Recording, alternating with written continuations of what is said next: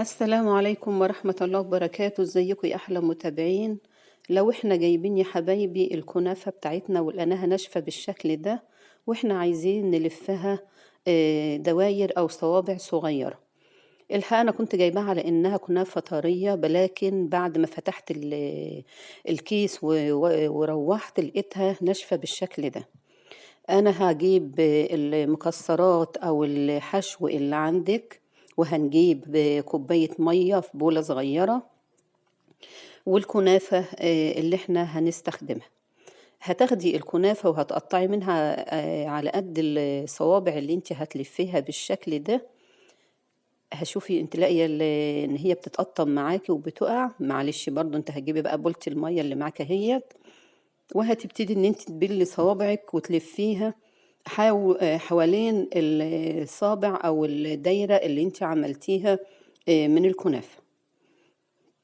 هتطلع معاكي جميلة وطرية، وبتفضل كمان متماسكة، وما بتفكش منك بقى وانت بتحمري الكنافة. كل اللي عليك ان انت هتبلي ايدك وهتلفيها او تغلفي الصابع اللي انت لفتيه من الكنافة، بتطرى معاكي على طول والله.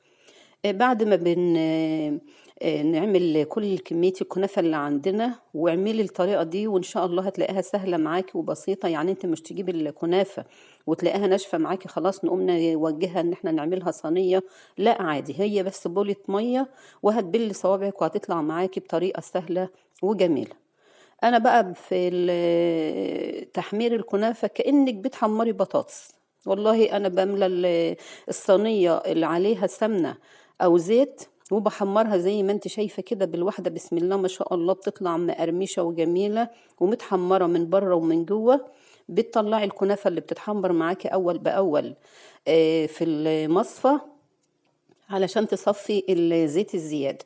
وبعد كده برضو بتحطي عليها الشربات اللي انت بتبقي مجهزاه للحلويات، وبرضو تصفيها من الكمية اللي عندك، وأحلى كنافة مقرمشة وجميلة وبألف صحة وعافية يا رب.